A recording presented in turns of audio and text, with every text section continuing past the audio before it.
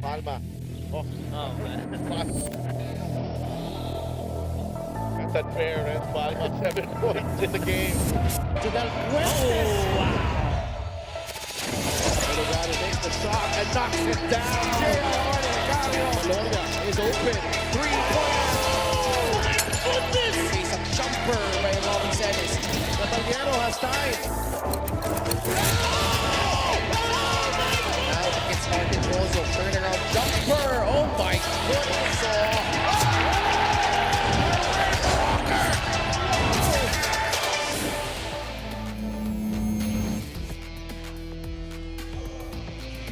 Ito ang Liga ng Bawat Pilipino. This is the Maharlika Pilipinas Basketball League back in the Quezon Convention Center in the city of Lucena in Quezon Province. Second of 3 games on tap on this Saturday dito sa MPBL. Vincent Conanan and the Quezon Galleries, Quezon City Galleries Taipan try to come out of that slump that they've been in for quite some time.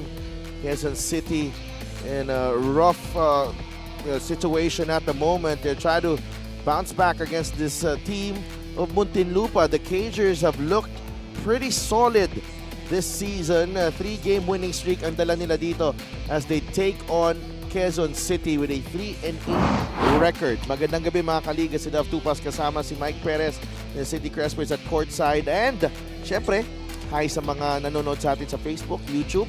And we are now live on Solar Sports. So welcome po sa inyo sa aming coverage dito ng NPBL. Coach Mike, nice matchup we have here. Muntinlupa against Quezon City. Oh, napakahalaga para sa dalawang teams na ito. Itong Muntinlupa, pag nanalo sila, momentarily they'll be number 2 pending the outcome of that game of Ilagan and Quezon Huskers. Samantalang ito naman Taipan trying to get into the top 10 of the division. Oh, so very important the game for both teams. Let's bring in Sydney Crespo, who was quite busy during the break. And Sydney, you talk about Muntinlupa, they are on a 3-game winning streak, 9-2 ang kanilang record. You know, what has been happening to them so far? That's been good so far this season.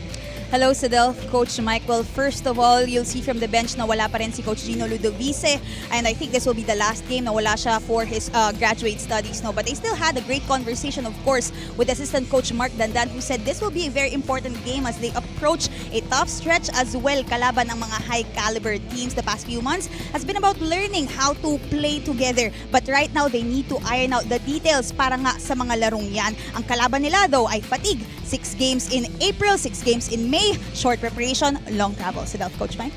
Thank you so much, Sydney. But they've been doing, so good. 9-2 ang kanilang record. So I don't think they're having problems dealing with that. Wala naman. Quezon City ang pag-usapan natin. Coach Mike, they lost to Zamboanga in their last game. And, Quezon City, after going 2-0 to start the season, they've been 1-8 in their last 9 games. Agree. And in this game then against Zamboanga, they actually did well. Second quarter, they went on a 12-point run where they enjoyed their biggest lead at 26-18. They were up 1 at the half, pero yung 17-point output nila, getting outscored in the third, really told on the results of that game. They were -5 at the end of the game. Leading scorers were Franz Diaz, who had 13, followed by Ibanez as well as Jerome Santos. And they struggled making shots from the field, getting only 36% made shots, missing 12 free throws, -15 on rebounds.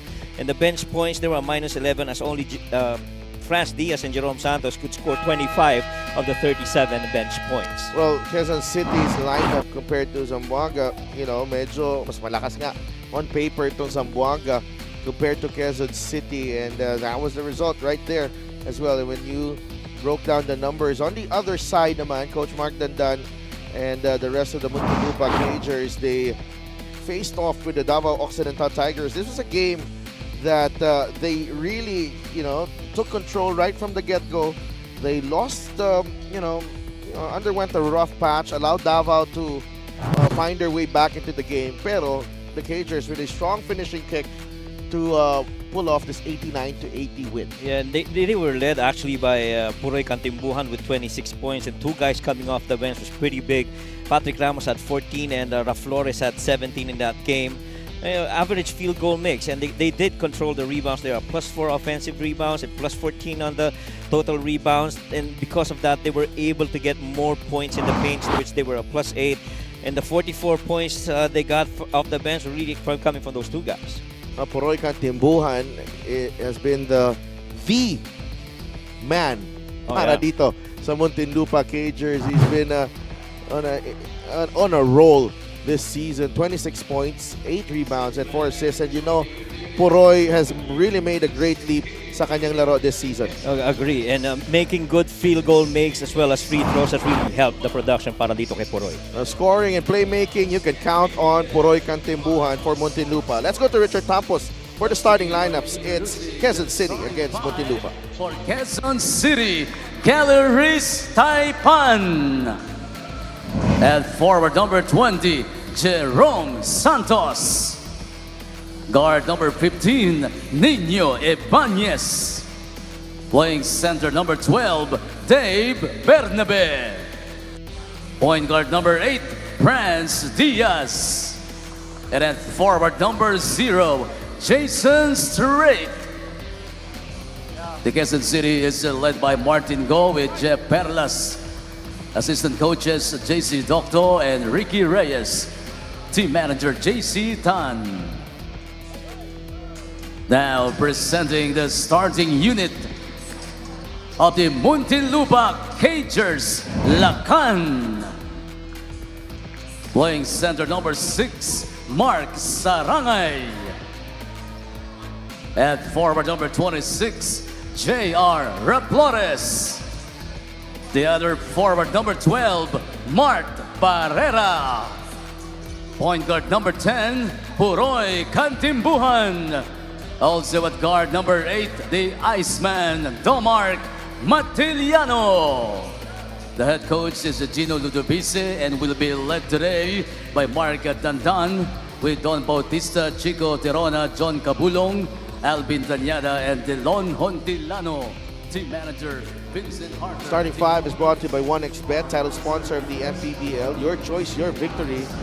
Feel more game with 1xBet. France Diaz, Nino Ibanez, Dave Bernabe, Jason Strait, and Jerome Santos ang magsisimula for Quezon City. Muntinlupa as John Kantimbuhan, Poroy Kantimbuhan, Domark Matiliano, Mark Sarangay, J.R. Flores, and Mark Barrera. So, the two teams, particularly itong Muntinlupa, mixing it up sa kanilang starting lineup compared to the last game. Muntinlupa and actually si Marvin Hayes ang nagsimula dun sa kanila, Kurt Lojera. Right now, it's Flores and Barrera making way for those two players in the starting lineup. Yeah, and gives them, that heft advantage inside the paint against this Taipan Galleries team as Nino Ibanez immediately called for that foul. Those are two former Quezon Huskers na nagbantayan sa first possession. Matiliano drawing the offensive foul on Nino Ibanez. Pressure agad from Quezon City. Barrera to inbound. Domark Matiliano. As usual, itong QC extending that defense, trying to delay yung offensive set sa half-court para dito sa Cagers. Poroy Kantimbuhan. Fires a 3. Poroy offline. Oh, that's a kick. Biglang naging football player si Mark Sarangay bigla. Oh, ano yun, parang nagulat rin lang siya. Bigla akong bumalik sa dati kong mundo. Munti ka lang mapabalik sa mga terminologies ng Nag-juggling eh. Santos. It's it to Bernabe now. Diaz. Jerome Santos in rhythm. No. Dalawang nakaputi ang nag-agawan doon. And ends up with Jerome Santos. Misses on the drive. Santos gets it back. France Diaz for 3. No. Straight with the tip in. And that's the first basket of the game. Courtesy of Jason Strait. Well, if you're a QC, you love this effort that you have on the board. You're going up against the Muntinlupa Cagers. These are the second best offensive rebounding team. And for you to control that, napakaganda yan to simula. Importante, sustain mo lang. Offensive foul on Flores. So turnover for Muntinlupa, 8.5 minutes to play.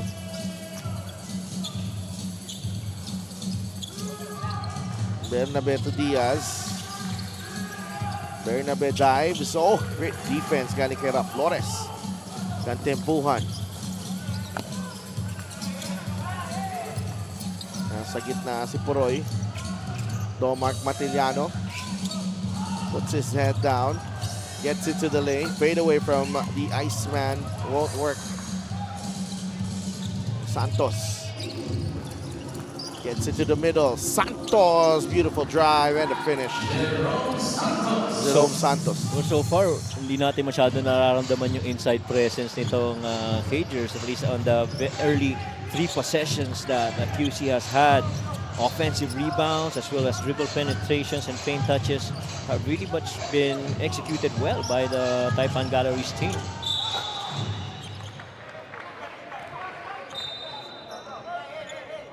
And that was Barrera. Check out this drive from Santos. Little hang time there to elude the defense. Malaking bagay yan para sa kumpiyansa rin ni Jerome Santos. He's top 3 in terms of scoring para dito sa QC. And you like to hope na continuous yung double-digit performance niya. 8.3 points and 2 rebounds per game para kay Mart Barrera, the former JRU Heavy Bomber.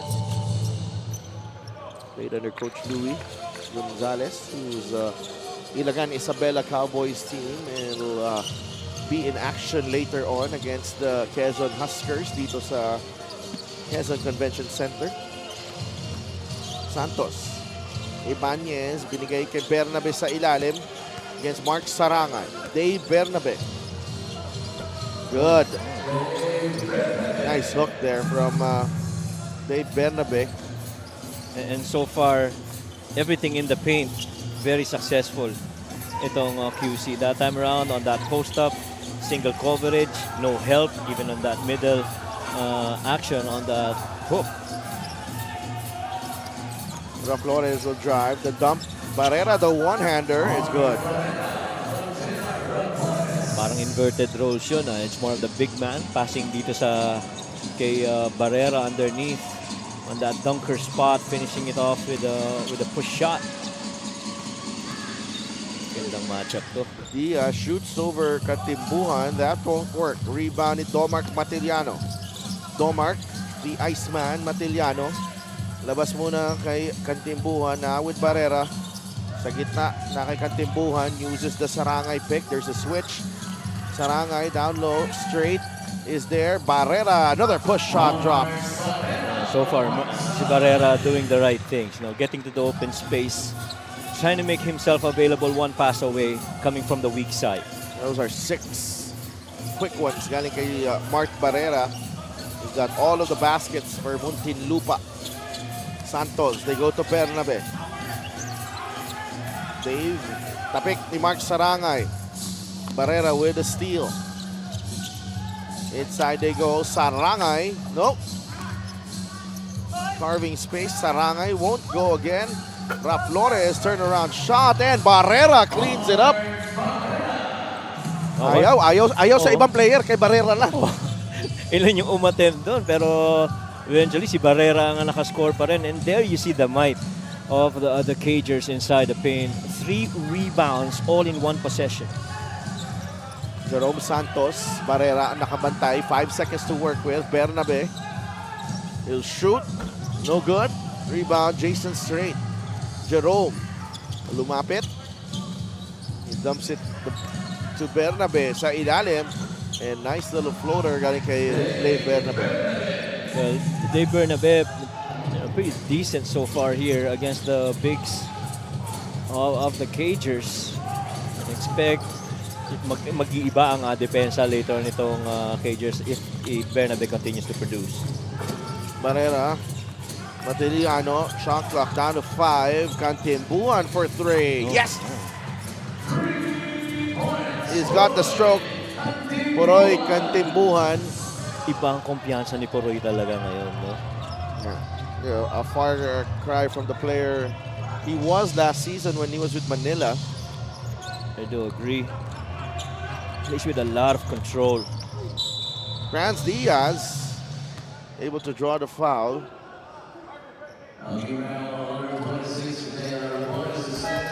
This is the three-point shot brought to you by Extreme One-Stop Shop Appliances. Malapit na si Puroy. Inatrasan pa niya para sa Oo. tres.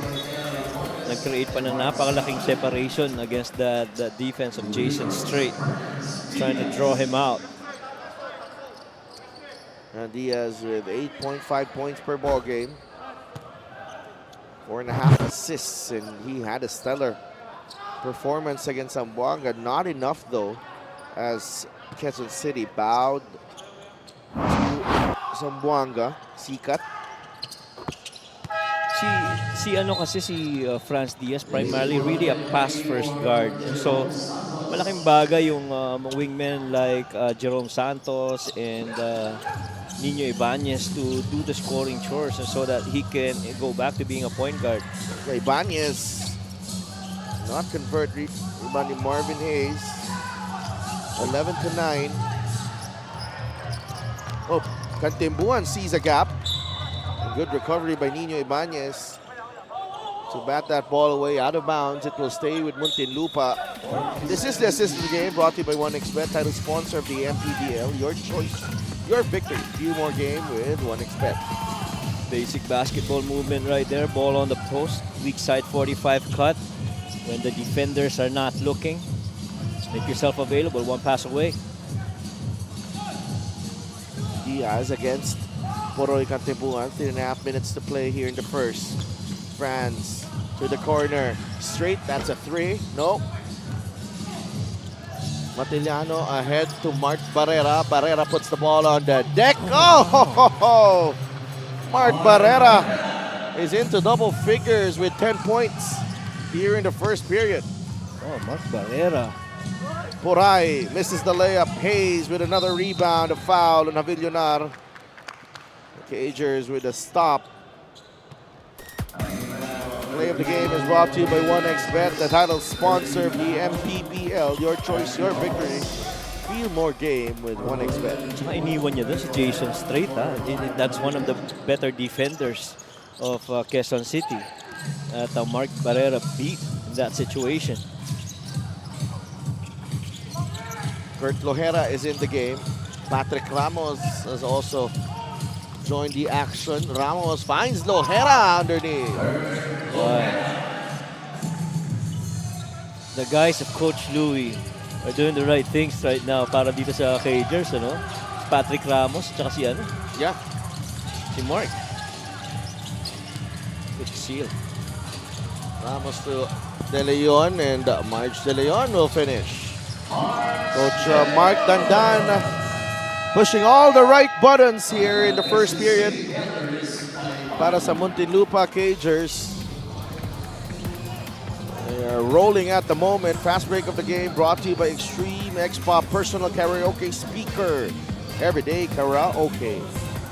Marge De Leon making it an 8-point lead for Muntinlupa. We'll be right back.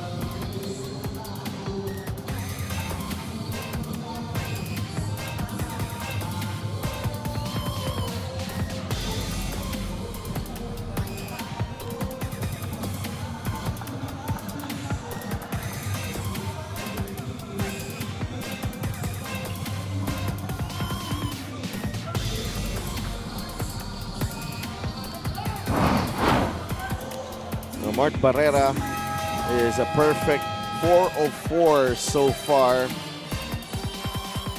10 points in the ball game, and former JRU heavy bomber instrumental to the strong start of Muntinlupa. Very true, and really just staying active lalo na off ball. Yung mga puntos niya galing sa pagkilos on the backside of the offense and making himself available for rebounds and putbacks. Nice spin by Straight, kick out. Rai De La Rosa got it.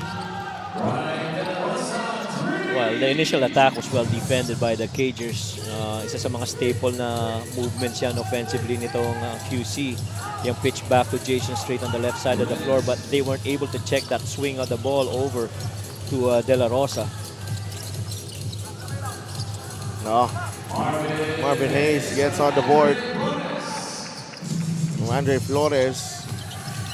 Cunanan is fouled by Patrick Ramos. Patrick Ramos actually did the right thing of staying in front of that attack by Cunanan, pero he just willed himself to get to that spot. Medyo sumundot din siya sa dulo na eh. John Gabriel is in the game for Jason Strait. Vincent Greg Cunanan. I'd like to thank LGR, the official outfitter of the MPBL. Sabi ni Christian Lanson, the smartest player in the MPBL kasi cum laude daw. Sino? Greg Cunanan. Ganyan yung ano niya eh. Yun yung moniker niya dito kay Greg Cunanan eh. Vincent Greg Cunanan. Dahil sa... Totoo ba? Hindi ko nga alam eh. Gawa-gawa lang ni Christian Lanson yan. Alam mo naman yun. The moniker, Si Mr. Pinoy Step. Oo. Cunanan drives baseline. Reverse. Well defended by Flores. Ramos ahead to Hayes. Marvin Hayes. Mahal kita, Pilipinas. Mapapamahal ka talaga sa Pilipinas pag Muntinlupa Cager fan ka. Pag ganyan naman na nilalaro nito ni Marvin Hayes. Twice. Good decision making. Catch the ball inside. Shoot it. Catch the ball on a fast break. Few steps. Go and finish. There's a whistle. Referee Ray Gabriel pointing that it should be Quezon City basketball. First foul on Marvin Hayes. That's number 4 on Muntinlupa as a team. 56 seconds remaining in the first quarter. Gabriel. Binigay kay Vincent Greg Cunanan. Cunanan goes to Javillonar. 3 seconds and Javillonar misses the layup. Marge De Leon to Ramos. Ramos. Bigay kay Flores. Labas kay Ramos. Now with Hayes. 12 seconds on the shot clock. Lohera hesitates. Fires. No. And the rebound secured by Cunanan. Quezon City can go for the last shot of the first period, but Javillonar commits the error. Yeah, not a good angle of a pass din para kay Cunanan. Medyo na-tilt sana niya ng konti para maganda pa yung pagkakasalo ng kamay ni Jeff. 21-14. 19 seconds remaining in the first quarter. Timeout, Muntinlupa.